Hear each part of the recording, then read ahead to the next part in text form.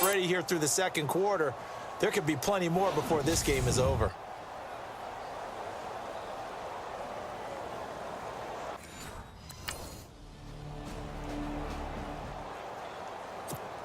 Carolina getting set to take the field. They've had a very solid first half, and as we near the end of that first half, they're just looking for a little more on top of their lead right now. And when you put together... Under pressure here, and down he goes. Sacked back at about the 43-yard line. Michael Bennett in there to sack him for a loss of 6.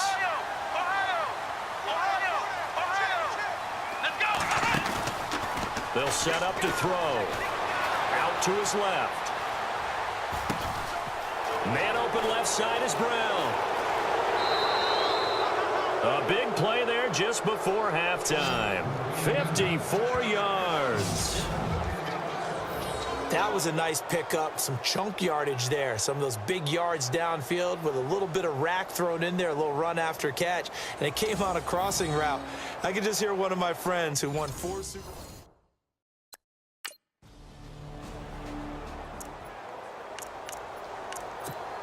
Now we take a glance at the offense as they work their way back out for their first possession of the second half. They have the lead here.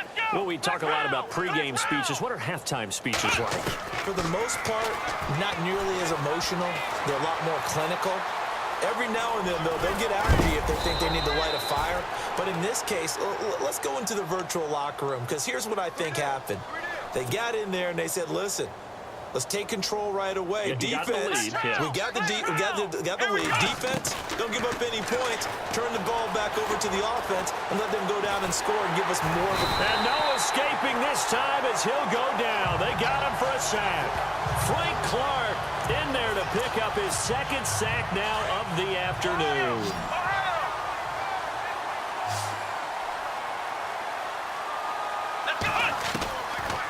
Looking to throw. Escaping the pressure right. Going deep for Benjamin. So the long attempt falls innocently to the ground, and it brings up third. I like the play call. Roll him out. Give him a chance to run it or throw it. In this situation, he decided to fling it, but couldn't find his man open. Now on third and long, they'll look to throw. Going deep for Ben. Got a man. It's caught inside the 10. And down he goes, taking it inside the 10 to the 7. They're able to convert on third down, and that sets up a 1st and goal. There will always be a place for methodically marching the ball downfield. But when you can pick it up in big chunks and strike like that, have explosive plays, that's often the difference in winning and losing. Those types of plays that can knock a defense off balance, that'll drive a team towards a victory. So after that big play, let's see if they can catch their defense maybe on their heels.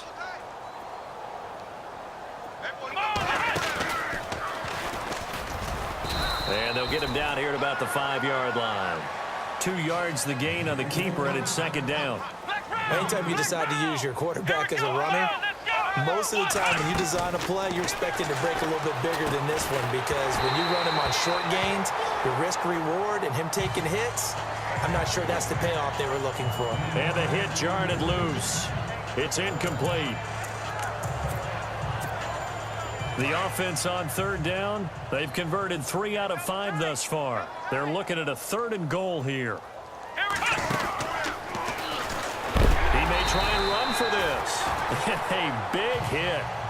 Knocked down sideways. They'll get a couple of yards on the keeper, but it's going to lead to a 4th down.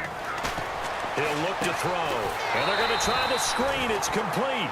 And he is not going to be able to get away as they swarm him for a loss shy of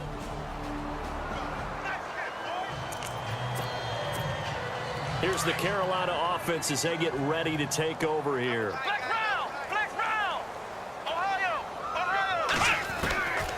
They'll try and start this drive in the air. And the throw left sideline here is caught, but they'll rule it incomplete. Couldn't keep his feet in. 2nd down. When tapping those toes, he tried to get both in bounds. He could not do it, though. In tap dance parlance, could not complete the shuffle. All right, needed to get that shuffle down with both feet, not just one. Is that what they say? There it is. You know, put a little sand down on the stage. I'll take your word for it, my man. And they went for a big play through the air on second down. Couldn't connect. Now it's third. I guess they figure with a guy who is that hot downfield, who knows how to get the ball into the end zone, you throw it up and give him every opportunity, even though that one fell incomplete. Yeah, he's already been in the end zone multiple times. Tried to target him again deep there, but unsuccessful. And a shot taken on third down, unsuccessful. Carolina getting set to take the field.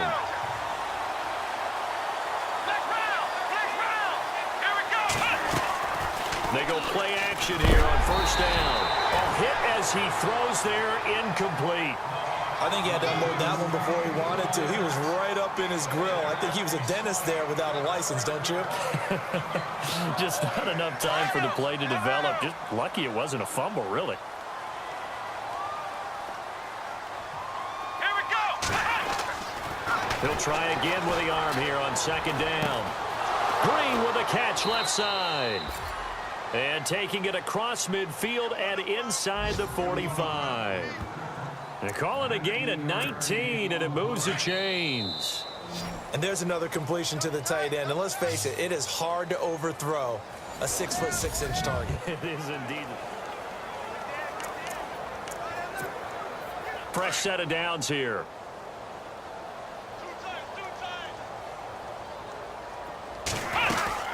They'll run it now out of the gun. And he's able to get this one down to about the 40. 5 yards on the carry. Good pickup on first down. Partner, I think from our experience together, we have learned that most offensive coordinators are going to tell you, if I'm going to run the football on first down, I've got to get at least 4 yards. They got 5 here. They've got to feel pretty good about that one. And after the play on the ground, that brings up second down here. Right. He's tied right here. He's tied on the right. Tied on the right. Let's go. 1, 9, 10. They keep it on the ground again to Stewart. And this time he's not going anywhere. They'll get him down right at the line of scrimmage. They'll say no gain on the play there, and now it'll be third down. Boy, that's a lot of sirloin steak to be taken down for no gain, partner. Are you trying to suggest that he is a huge man? He is not just a big man, a huge man. Big boy. Well, how about the credit then for the defense to be able to chop that big tree and put him on the ground? I know back when... And this is caught inside the 5. They're able to convert on third down, and that sets up a first and goal.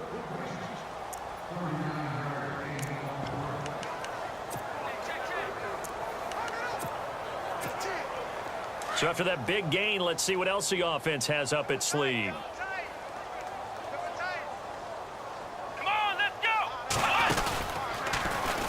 And he takes it into the end zone for a Panthers touchdown. It's their quarterback, keeping it himself from a yard out. And the Panthers have got it on cruise control. He keeps carrying the ball into the end zone, and in this one, he's sort of carrying the team.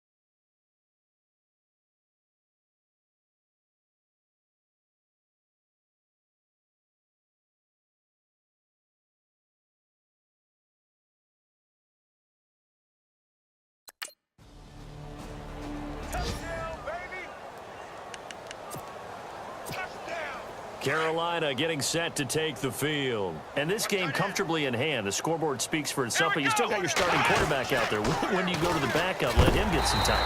And that's one of the great questions in the NFL, Brandon, because I'm just going to tell you, in the 2015 season, I commentated on 3 games in a row that were blowouts. And in none of them did the starting quarterback ever come out of the game for the team that had a big lead. And in each instance, I asked the coaches later on, why didn't you do that? And they all looked at me and said, just don't really do that in the NFL. These guys play, and we just play them all the way through. Now, in certain situations, they will take them out, but for the most part, they're not as worried and concerned about getting them out of the game. And that's always puzzled me a little bit.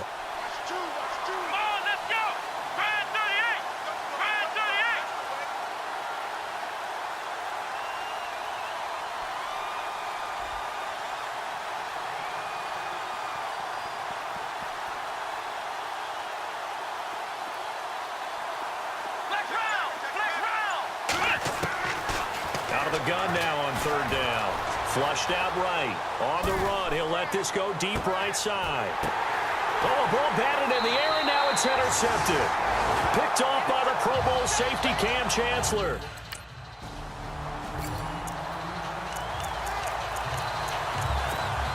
Now onto the field. Here come the Panthers.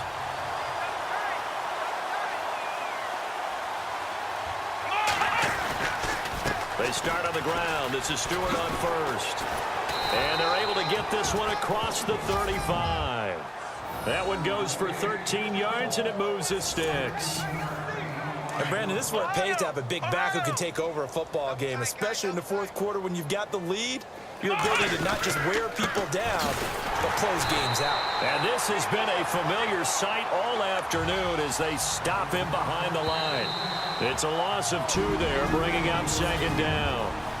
Time for a break. Back to finish it off on EA Sports after this. Looking to jam the receivers at the line here. Press coverage look defensively.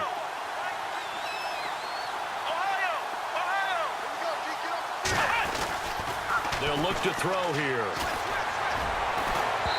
And they can't get the long connection as it falls incomplete. Well, not to get too overcritical there because he knows what he's doing, but his shoulders looked a little off kilter there when he threw that. I don't think you're being overly critical there. You're just analyzing it, and he gets those shoulders right. That pass will go from incomplete to complete. Off the play fake, he'll look to throw.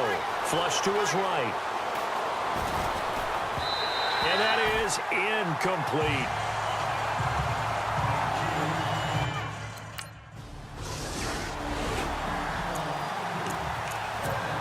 Here are the Panthers now as their offense comes back out onto the field. They have the big cushion here in the final stages of this one. I don't know if there's any better feeling than being up big on the road. There really can't be, because for a team to go on the road and win in the NFL, that's huge. There goes Jonathan Stewart. He's at the 30. And they are going to score again. Yet another touchdown as they just add to their totals. And to me, that touchdown allows you to start grinning widely on your sideline. I think they pretty much locked this one away. Yeah, that's the clincher, the proverbial icing on the cake, if you will. A big offensive explosion helped leading them to victory. And the defensive guys, they're just saying, hey, put those points up every week. We'll just keep winning. They will gratefully accept them, won't they?